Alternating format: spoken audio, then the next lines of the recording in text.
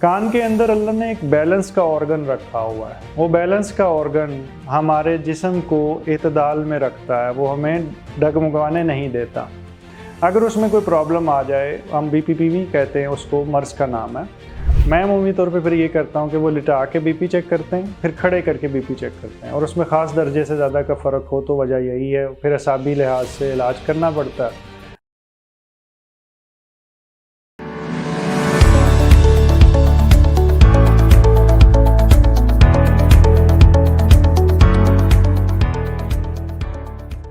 बिस्मिल्लाहिर्रहमानिर्रहीम।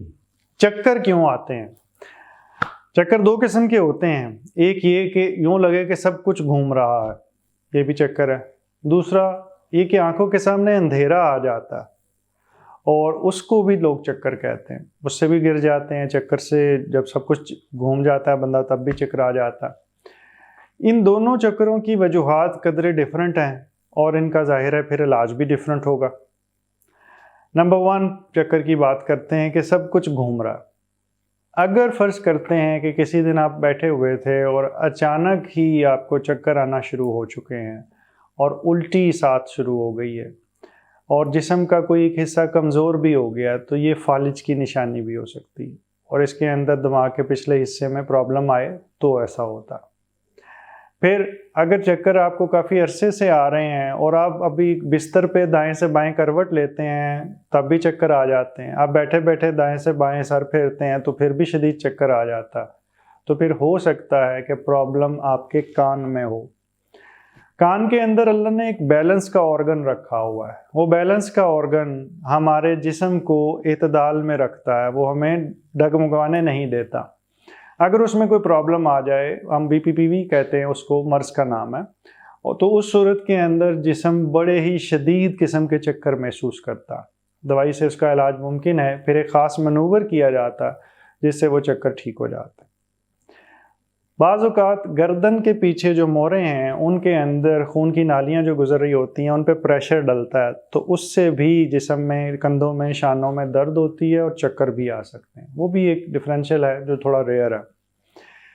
इसके अलावा अमूमी तौर पे ये जो सब मैंने लास्ट बताया था, जिसके अंदर आपको उठते बैठते और करवट लेटते हुए चक्कर आ जाते हैं, तो उसके अंदर कान में कोई ख़राबी की हिस्ट्री भी मिलती है।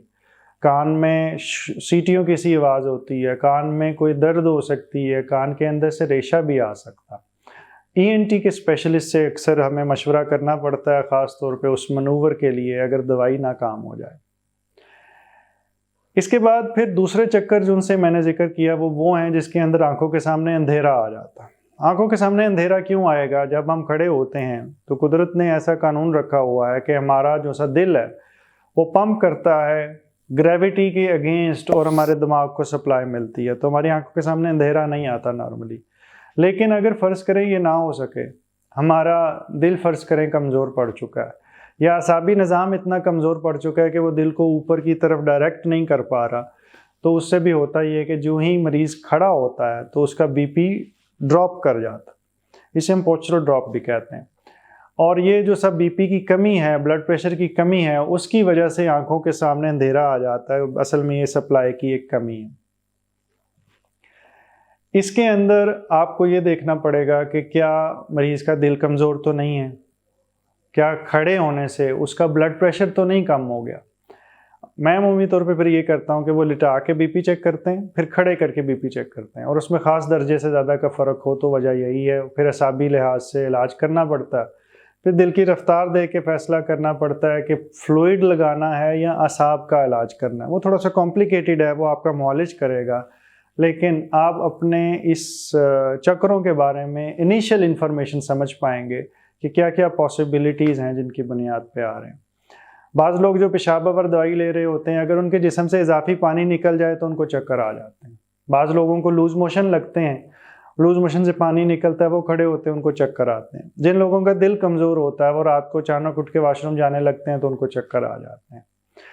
कुछ लोग ऐसे हैं कि जिनको हाथ में राशा होता है, कपकपी होती है, उनका असाबी निज़ाम कमज़ोर हो जाता है, हम जिसे पार्किंसंस प्लस भी कहते हैं। उसमें जब वो खड़े होते हैं तो आंखों के सामने अंधेरा आ जाता है। हमारे गुर्दे के मरीज़ों में बाज़ का जिनको नेफ्रोटिक सिंड्रोम होता है, गुर्दे से प्रोटीन लीक हो रही होती है, ان کی خون کی نالیوں کے اندر پروٹین کمی ہو جاتی ہے تو ان کے کھڑے ہونے سے بھی چکر آ جاتے ہیں۔ اس طرح کے اور بھی بہت سارے مسائل ہیں جن کی وجہ سے چکر آ سکتے ہیں، لیکن یہ موٹی موٹی کچھ چیدہ وجوہات تھیں جو عمومی طور پہ زیادہ تر تشخیص جو ان سے ہوتی ہیں۔